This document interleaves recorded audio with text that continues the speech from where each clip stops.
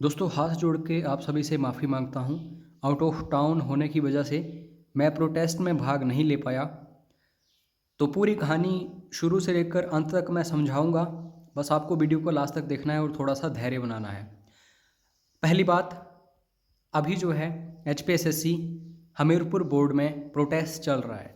किन स्टूडेंट्स का ये प्रोटेस्ट है? क्या जिनकी टाइपिंग ऑलरेडी हो चुकी है उनका प्रोटेस्ट है, या फिर ये जो स्टे ऑर्डर लगे हैं इनके ऊपर प्रोटेस्ट है? जी नहीं, ये प्रोटेस्ट है उन स्टूडेंट्स का जो आज 27 अगस्त को टाइपिंग टेस्ट में अपीयर होने वाले थे। इन स्टूडेंट्स की जो परेशानी है वो इतनी क्लियर है कि कोई भी इसको अगर ध्यान से सोचेगा, समझेगा, देखेगा तो उसको पता चलेगा कि स्टूडेंट्स बिल्कुल सही हैं। अब देखो दोस्तों, ध्यान से सुनना। सपोज करो कोई किन्नौर का है, किन्नौर का एस्पिरेंट है, उसका आज टाइपिंग टेस्ट है 27 अगस्त को। वो किन्नौर से आया होगा हमीरपुर, इतनी दूर। पहली प्रॉब्लम तो ये है कि एचपीएससी जो हमीरपुर बोर्ड है उसने अपनी एक ब्रांच शिमला या फिर इसके आसपास नहीं बनाई। ये सबसे बड़ी गलती है। ये एचपीएससी की भी गलती है और सरकार की भी गलती है। एटलीस्ट शिमला वगैरह में एक ब्रांच होनी चाहिए थी, जैसे टाइपिंग टेस्ट होते हैं या फिर 15 मार्क्स इवैल्यूएशन होती है, उसके लिए कम से कम शिमला में कुछ ना कुछ इनके लिए कोई आधार होना चाहिए था। अब किन्नौर से कोई एस्पिरेंट आया है, 2-3 हज़ार रुपये खर्च करके आया है। और दोस्तों ये मुझे भली भांति पता है, एक एस्पिरेंट की ज़िंदगी में 2 या 3 हज़ार जुटाना बहुत ही टफ है। पिछले 5 सालों से तैयारी कर रहे हैं, पिछले 10 सालों से तैयारी कर रहे हैं, घर वालों ने पैसे देना बंद कर दिए हैं, कोई फाइनेंशियली वीक हैं, तो 2 या 3 हज़ार रुपये उनको इकट्ठा करने में काफ़ी समय लग जाता है। और जब वो पहुंचते हैं हमीरपुर और उन्हें पता चलता है कि स्टे ऑर्डर जो है आ चुका है इस भर्ती के लिए, अब टाइपिंग नहीं होगी, अब वो घर किस मुंह लेकर जाएंगे? अपने पेरेंट्स से क्या बोलेंगे? किसी से पैसे उधार लिए हैं उनको क्या बोलेंगे? क्या वो फिर से दोबारा उधार मांगेंगे किसी से? कौन उन्हें उधार देगा? तो कहीं ना कहीं यहाँ पे हाई कोर्ट जो है, high court of Himachal Pradesh, उसकी भी काफ़ी बड़ी गलती है ये। उन्होंने ज़रा भी ध्यान से इस चीज़ को नहीं सोचा और स्टे ऑर्डर्स लगा दिए। कम से कम थोड़ा समय देना चाहिए था। और एचपीएसएससी की भी कहीं ना कहीं यहाँ पे गलती है। अब आप सभी का क्वेश्चन ये हो सकता है कि आगे हम क्या करेंगे। जल्द ही मैं अपने टाउन पहुंचने वाला हूं दोस्तों, और इसके बारे में ज़रूर विचार करेंगे। जो भी हमसे हो पाएगा वो हम हर हद तक करेंगे। इतना मैं आश्वासन अभ्यर्थियों को देना चाहता हूं। हमारे पास 2 या 3 रास्ते हैं। क्या क्या रास्ते हैं? सबसे पहली बात, जो टाइपिंग चल रही है उसको कंटिन्यू करवाएं। जब तक टाइपिंग कंटिन्यू नहीं होगी तब तक दोस्तों जो स्टूडेंट्स बचे हुए हैं, जिन्होंने मेहनत की है पिछले 2 या 3 महीनों से लगातार कीबोर्ड के ऊपर लगे हुए हैं, उनकी मेहनत बेकार हो जाएगी। तो पहला तो ये है कि टाइपिंग टेस्ट कंप्लीट हों, स्टे ऑर्डर्स जो हैं इस भर्ती से हटाए जाएं और कम से कम टाइपिंग क्लियर की जाए। जो भी बच्चे बचे हुए हैं टाइपिंग के लिए और जो अभी इस टाइम हमीरपुर में है, उनका भी कुछ ना कुछ सल्यूशन निकाला जाए। ये जिम्मेदारी होगी एचपीएसएससी की कि वो क्या करते हैं। जो उधार लेके, उधार मांग के पैसे लेके यहाँ पे पहुँचे हैं हमीरपुर में, उनका कुछ ना कुछ सल्यूशन किया जाए। दूसरी बात, इस भर्ती को रोका ना जाए। काफ़ी सारे मेरे ऐसे अभ्यर्थी हैं, काफ़ी सारे ऐसे विद्यार्थी हैं जिन्होंने दोस्तों अंतिम उम्मीद इसको बनाया हुआ है, जूनियर ऑफिस असिस्टेंट आईटी। कुछ लोगों का लोन चल रहा है घर का, कुछ लोग काफ़ी परेशान हो चुके हैं, कुछ एक महिलाएं भी हैं जिनके तलाक हो चुके हैं, वो अपनी ज़िंदगी से परेशान हो चुकी हैं। उन्होंने जूनियर ऑफिस असिस्टेंट आईटी 817 में अपनी उम्मीदें लगाई हैं। तो अगर 556 की पोस्टें इसमें ऐड की गई हैं तो इनको रिमूव किया जाए 817 से और फटाफट से रिजल्ट निकाला जाए, ताकि बेरोजगारी जो है थोड़ी कम हो सके हिमाचल में।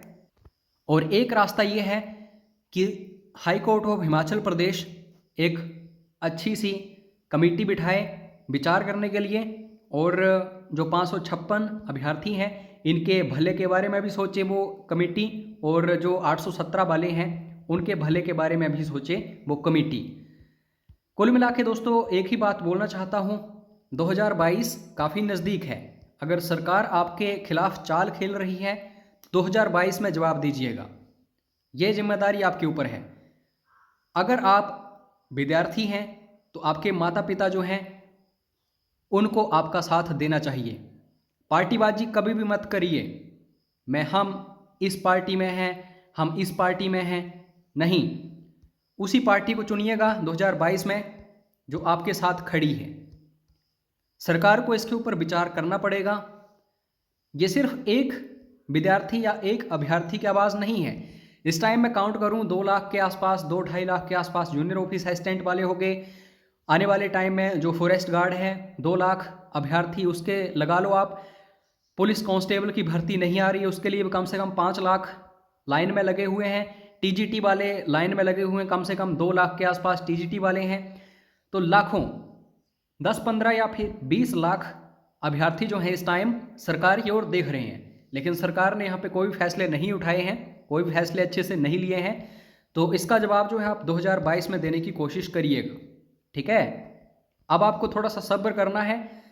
एक बार हाई कोर्ट जब फैसला सुनाता है तो उसको दोबारा फिर से रिवर्स करने में मुश्किल होती है। तो अगर जो डेट आपको दी गई है कि वहाँ तक स्टे है, 5 सितंबर तक स्टे लगाई गई है, तो आपको अब 5 सितंबर तक हर हाल में इंतज़ार करना ही पड़ेगा। जब तक इसके लिए दूसरा कोई फैसला नहीं आता तब तक कुछ नहीं हो सकता। लेकिन कुल मिला के एक ही बात बोलना चाहूँगा, HPSSC जो है उसको भी विचार करना पड़ेगा इन चीज़ों के ऊपर अच्छे से, और जो high court of Himachal Pradesh है उसको भी विचार करना पड़ेगा। और जो इस टाइम जिम्मेदारी सबसे ज़्यादा है वो है हिमाचल प्रदेश गवर्नमेंट की। लेकिन दोस्तों आपको डरने की बात नहीं है, डरने की ज़रूरत नहीं है। बहुत जल्द वोटिंग होगी। सरकार तक आपको इस बात को पहुंचाने का बहुत बड़ा मौका है, बहुत बड़ा अवसर है। इस अवसर को आप बेकार में मत जाने दीजिएगा। कुल मिला के एक ही बात बोलूँगा, महात्मा गांधी बनिए, प्रोटेस्ट करिए नियमों में, कायदे कानूनों में, नियमों से बाहर मत जाइए।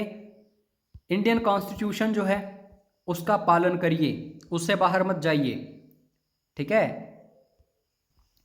मेरी ज़रूरत किसी भी टाइम पड़ेगी, व्हाट्सएप करिए एनी टाइम, रिप्लाई लेट आ सकता है, क्यों? हज़ारों दोस्तों, एक समय था, रिकॉर्ड मैंने दर्ज किया है, 49,000 के आसपास मैसेजेस आए थे मुझे व्हाट्सएप पर।